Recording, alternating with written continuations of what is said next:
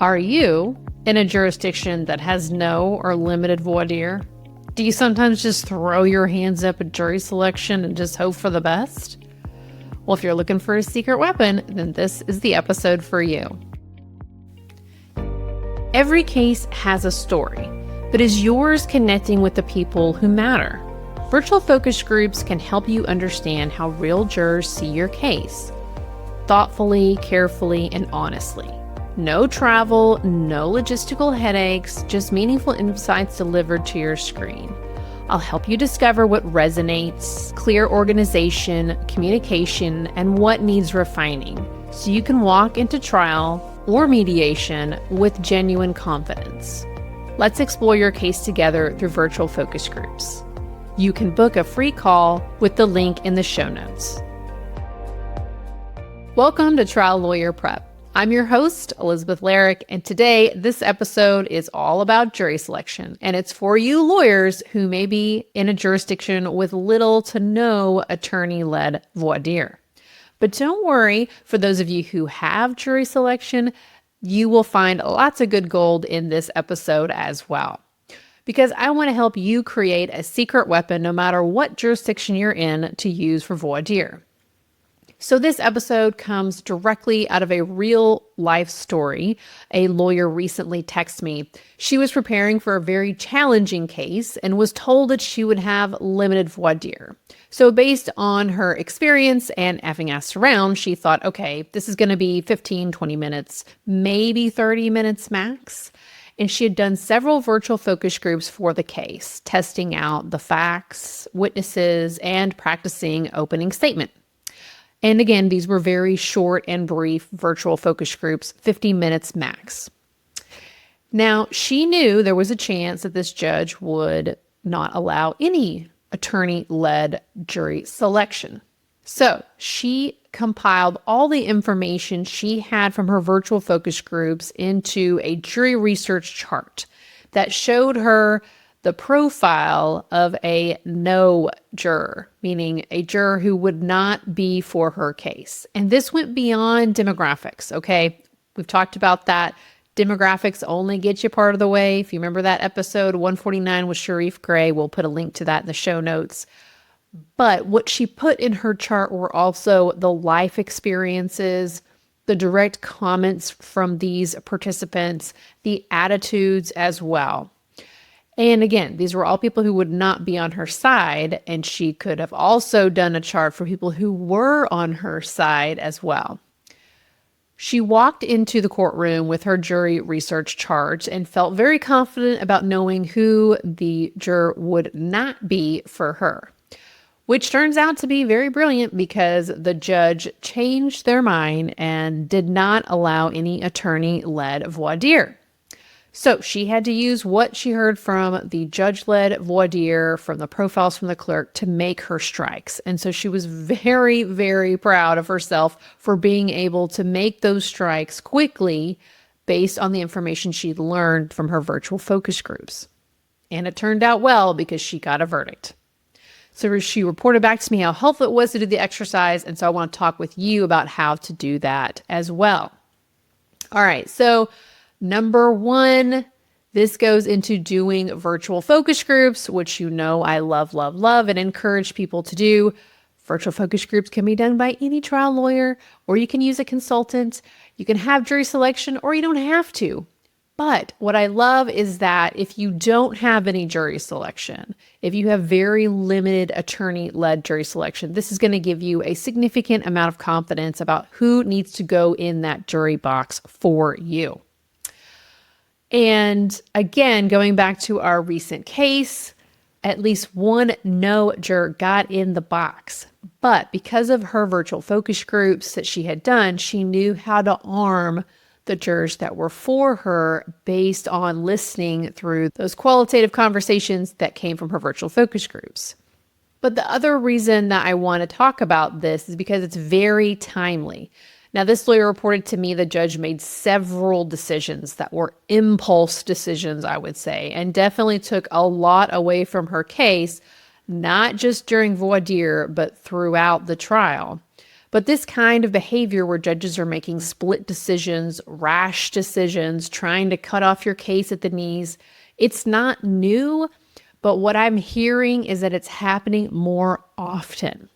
And I think this provides a backup safety net for trial lawyers that are going into court. Maybe they don't know how uncertain it's going to be. However, you will have a lot of information from these virtual focus groups and this jury research profile.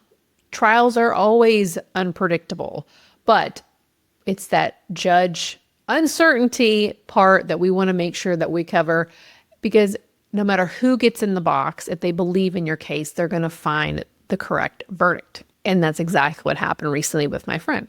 All right, let's talk about point number 2, which is how do we do this? And so the best way for me to tell you how is to tell you an example about how I've created these charts for my own clients.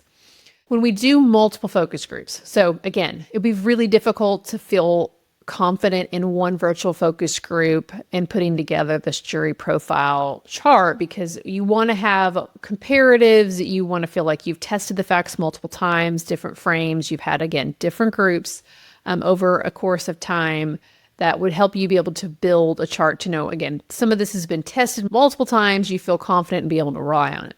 And so recently I had a lawyer who we had done 4 separate virtual focus groups, and this spanned a period of 18 months. That's right, 18 months. Long time, but again, a continuance happened in there.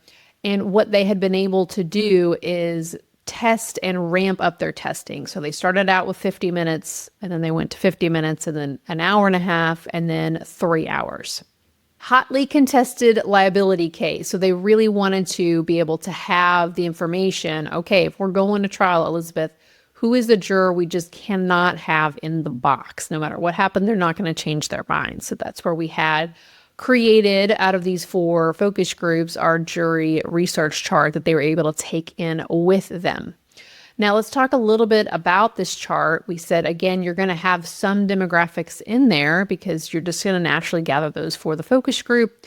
But what you really want to be able to do is go back through and read the transcripts to pull the direct comments out of that transcript, because that's the goal that you're going to want to be able to rely on when you get into jury selection and you're just listening to folks talk to you or even talk to the other side.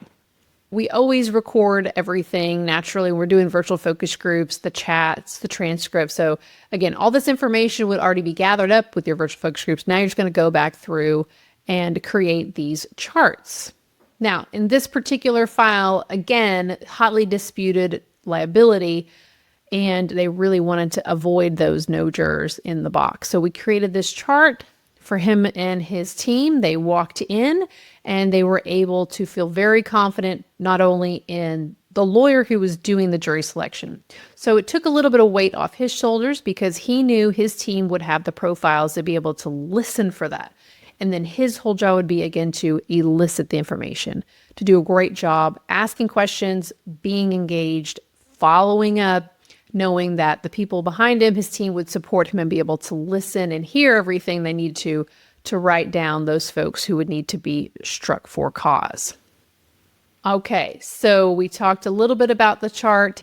The lawyer told me afterward that the chart made their decision-making much easier. They came down to several different hard choices between 3 or 4 different people, and having that information made the decision easy for them and rest at night. And again, they had a solid verdict for their case, and the information about that will also still be in that detailed blog in the show notes.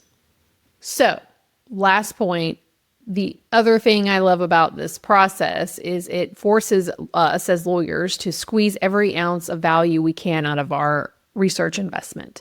And sadly, I see lawyers all the time completely ignore their focus group feedback after they have gone through the focus group. I see them take notes, and then they move on. They don't read the reports, the transcripts, but there's so much more value that can be gained from the transcripts. And this is where, again, thinking through how does our brain work, right? We get that first blush, that first round of information. It's like a fire hose because there's 12, 10, 8 people talking. There's so much.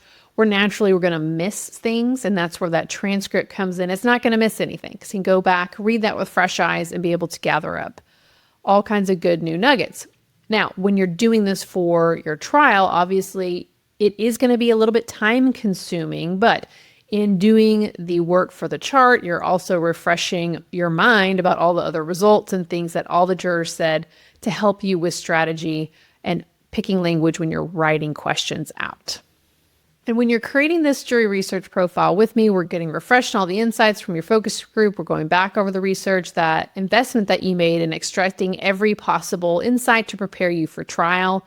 Again, it's not only just about jury selection, but you're getting reminded about all the other strategic insights that came out of the focus group sessions. The other thing I always like to document in our jury research charts are our emotional responses. So typically somewhere in our focus groups, we're testing out the core values of the case, our strongest arguments. And if there are participants who just remain completely unfazed, you definitely want to note that down in your jury research chart. You want people who are emotionally invested in what's happening. And if you're giving out the best parts of the case and they're completely unfazed, that is essential for you to have that down, because you're probably likely going to go over that during jury selection, and you want to make sure where are they on that engagement level. All right, so let me just be totally clear here. There is no golden ticket to jury selection. There's not even a golden way to pick the right people. Always exclude the perfect people and always get the right people on. Your approach can get significantly closer, and other lawyers have reported to me how helpful this chart is. It gives you much more confidence when you're making those crucial jury selection decisions. So I think there are many things we can do as trial lawyers, but being in control of knowing how jurors are thinking about our case, our facts, our clients, that's something that is in our control. And I think it's time that trial lawyers start investing in this kind of strategic virtual focus group jury research. Not only having a jury research chart or jury profile, but being able to build a better case overall and know which path to take when it comes to directs, cross-exam, openings, closing. If you're facing a trial and you want to explore how this kind of jury research could work for you, then let's schedule a time to talk. I do this on a regular basis with lots of lovely lawyers, and will be a link in the show notes to schedule a free call. Thank you again for listening. If you've enjoyed this episode, please pass it on to a friend so that other people know what kind of great information is out there. And until next time, thank you so much.